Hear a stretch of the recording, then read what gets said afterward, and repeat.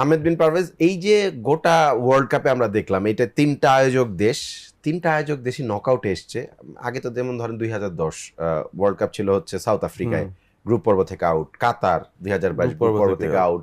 এরকম যেই দেশ, জার্মানি, ইতালি, ইংল্যান্ডের কাহিনী আলাদা। ইউএসও 1994 এরা তো অ্যাটলিস্ট নকআউট রাউন্ডে এক ধাপ গিয়েছিল, রাইট।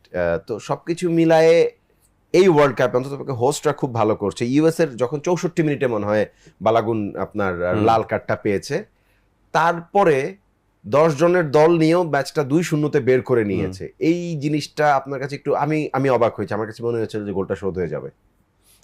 বসনিয়ার আসলে যেই ফুটবল কোয়ালিটি দেখলাম, মানে তারা প্রথমে তো সিদ্ধান্ত নিয়েছিল যে তাদের মেইন ম্যান জেকোকে তারা স্টার্ট করাবে। মানে সাধারণত আগের ম্যাচগুলোতে দেখেছি তাকে বেঞ্চ থেকে নামাতে অ্যাজ এন ইম্প্যাক্ট। তাকে গতকাল শুরু থেকে স্টার্ট করানোর যে প্রবলেমটা সেটা হচ্ছে যে ওই তো 60 অ্যারাউন্ড মিনিটস পরে তাকে আর খেলানো যাচ্ছে না, তাকে সাব অফ করতে হবে। সো তাদের মেইন থ্রেটটাকেই তারা সাব অফ করতে বাধ্য হলো।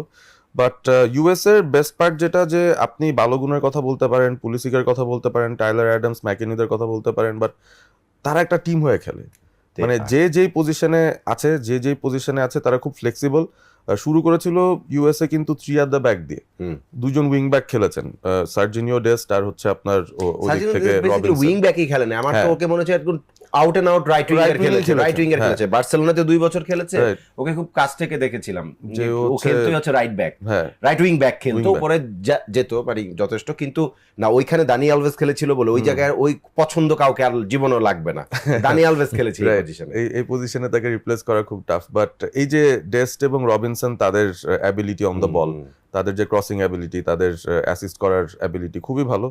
আর এনার্জিটা খুবই পজিটিভ আর কি। আপনি 10 জনের টিমে পরিণত হওয়ার পর কিন্তু যে কোনো টিমই ওই 1-0 লিডটা হয়তো ধরে রাখার চেষ্টাই করবে। বাট ইউএসএ উল্টোটা করেছে। তারা আসলে তখন দেখা গিয়েছে তারা সামনে কিন্তু আর কম্পেনসেট করেনি। বালুগুন চলে গেছে তার মানে এই না যে তারা একটা ডিফেন্ডারকে সাব করে বা একটা এক্সট্রা ডিফেন্ডার আনবে, সেটা করেনি।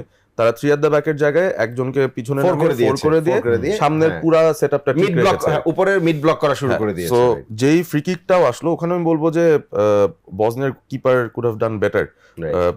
টিলম্যানের যে ফ্রি কিকটা ছিল, ভালো ফ্রি কিক, আসলে ওয়ালের উপর দিয়ে মারাটা ডিফিকাল্ট, বাট তাও সেটা মেরেছে।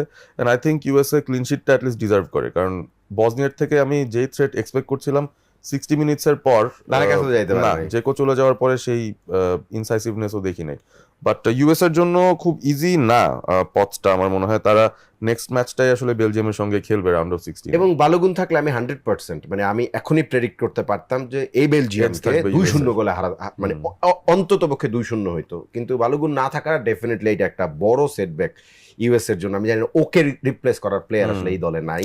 পাপি নামের একটা প্লেয়ার ছিল, পাপি না পেপি, ওকে খেলানো হচ্ছিল, বাট ওই যে বালোগুন তো মাঝখানে ওই এক্সপেক্টেডটা নাই, খেলেনি। ও is not a proper striker. এখন পুলিসিককে হয়তো কিছু করতে হবে প্রমিনেন্ট, কারণ পুলিসিক আবার স্টার্ট করা শুরু করেছে লেফট উইং থেকে। সো এটা একটা পজিটিভ যে ওরা ওদের মেইন প্লেয়ারকে লেফট উইং থেকে পেয়ে গেল। ধরেন নাম্বার 10 পজিশনে এই ওয়ার্ল্ড কাপে ওলিসেককে যদি আমি সরাই রাখি, তাহলে দুইটা মানুষের খেলা আমার কাছে মনে হচ্ছে আর মানে একটা হচ্ছে পুলিসিচ আর একটা হচ্ছে ডেফিনেটলি মার্টিন ওডেগার্ড। এই দুইটা মানুষ নাম্বার 10 পজিশনে যথেষ্ট অ্যাটাকিং এবং খুবই ক্রিয়েটিভলি ট্রাই করেছে।